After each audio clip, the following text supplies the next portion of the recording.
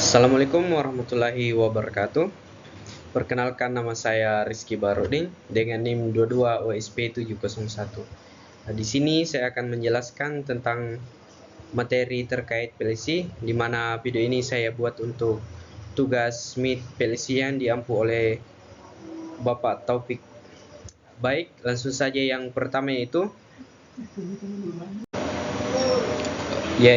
pengertian PLC. Menurut NEMA atau National Electrical Manufacturer Association mendefinisikan PLC sebagai piranti elektronika digital yang menggunakan memori yang bisa diprogram sebagai penyimpan internal dari sekumpulan instruksi dengan mengimplementasikan fungsi-fungsi tertentu seperti logika, sekuensial, pewaktuan, perhitungan, dan aritmatika untuk mengendalikan berbagai jenis mesin ataupun proses melalui modul I/O digital atau dialog. Komponen utama PLC. Pertama, bagian-bagian utama PLC. 1. Prosesor untuk menjalankan program pada PLC. 2. Modul I/O berfungsi untuk menerima sinyal dan mengaktifkan berbagai macam piranti. 3. Memori. 4. Power supply. Sejarah PLC. PLC pertama kali diperkenalkan pada tahun 1960-an dengan alasan utama untuk menghilangkan beban ongkos perawatan dan penggantian sistem kontrol mesin berbasis relay. Modicon 084 merupakan PLC pertama di dunia yang digunakan pada produk komersil. Jenis-jenis pembagian PLC. Pertama, PLC compact. Pada jenis PLC ini, seluruh komponen menjadi satu dan berukuran kecil serta memiliki I/O yang sedikit. 2. PLC modular. Pada PLC ini, komponen-komponennya terpisah ke dalam modul-modul dan memungkinkan untuk ekspansi jumlah I/O. Selanjutnya, kelebihan PLC. Pertama, PLC mempunyai scan times yang lebih cepat karena menggunakan teknologi mikroprosesor yang lebih maju. Kedua, kemampuan I/O menjadi lebih hemat ruang dan biaya lebih rendah. Ketiga, PLC paling cocok untuk mengotomatisasi sejumlah besar tugas otomasi. Selanjutnya itu spesifikasi PLC Omron CP1L L20DRA. PLC ini menggunakan suplai tegangan AC dengan pin input digital ada 12 dan output digitalnya ada 8. Kemudian tipe outputnya itu relay dan menggunakan komunikasi USB. Kemudian selanjutnya yaitu PLC Omron CP1LL14DRD, di mana PLC ini menggunakan suplai tegangan DC dengan pin digital input ada 8 dan pin digital outputnya ada 6. Kemudian tipe outputnya berupa relay dengan kapasitas RAM 5000 dan komunikasinya menggunakan USB.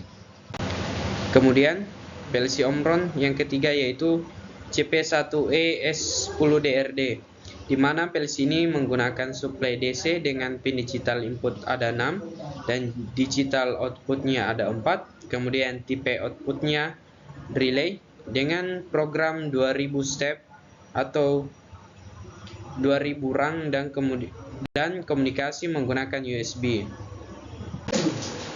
Kemudian yang selanjutnya yaitu PLC Mitsubishi dengan model 10MR ES10MT DSS dan 10MR DS. Jadi ketika PLC-nya model MR, berarti outputnya berupa relay, dan jika MT, outputnya berupa transistor. Kemudian selanjutnya fitur yaitu jika pada model menggunakan ES, maka fiturnya yaitu berupa AC Power Supply Word Specification dan relay output. Kemudian jika DSS dan DS, maka power supply-nya berupa DC Work Specification, DC Source, Transistor Output. Selanjutnya ada PLC Siemens dengan CPU 1211C. PLC ini memiliki 6 pin digital input dan 4 pin digital output serta 2 pin analog input. Kemudian jenis CPU 1214C, PLC ini memiliki 14 pin pin input digital dan 10 pin output digital serta 2 pin input analog. Selanjutnya yaitu CPU 1215C, di mana PLC ini memiliki 14 pin input digital dan 10 pin output digital, dan masing-masing 2 pin analog untuk input maupun output. Selanjutnya itu pengontrol motor induksi 3 pasang menggunakan PLC Omron CP1LL20DRA. Nah, adapun hubungan antara input dan modul input, kemudian terminal output dan output serta layar diagram, yaitu apabila PB start ditekan, maka pin input 01 akan aktif dan mengaktifkan kontaknya berubah, di mana pada ladder diagram yang awalnya NO akan menjadi close dan mengaktifkan coil run. Setelah coil run aktif, maka kontak-kontaknya akan berubah, di mana ada yang sebagai latching dan sebagai MCR. Nah, setelah itu maka kontaktor forward akan langsung aktif dan motor akan berputar secara forward selama 5 detik. Setelah 5 detik, maka aliran arus yang ke kontaktor forward akan diputus oleh kontak timer 1, kemudian timer 2 aktif.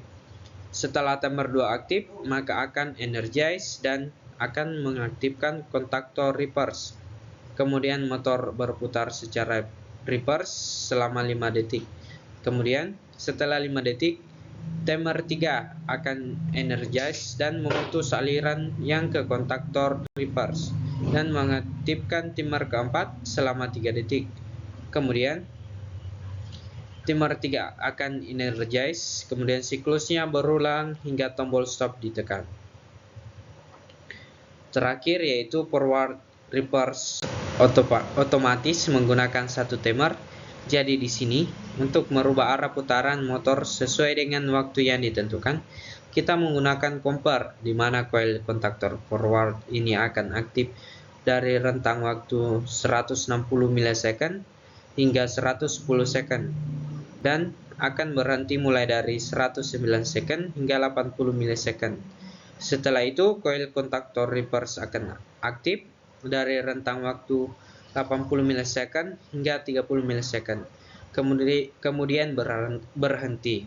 Dan setelah timer 1 selesai menghitung hingga 0, maka timer 1 akan mereset kembali hingga tombol stop ditekan. Sekian penjelasan dari saya. Assalamualaikum warahmatullahi wabarakatuh.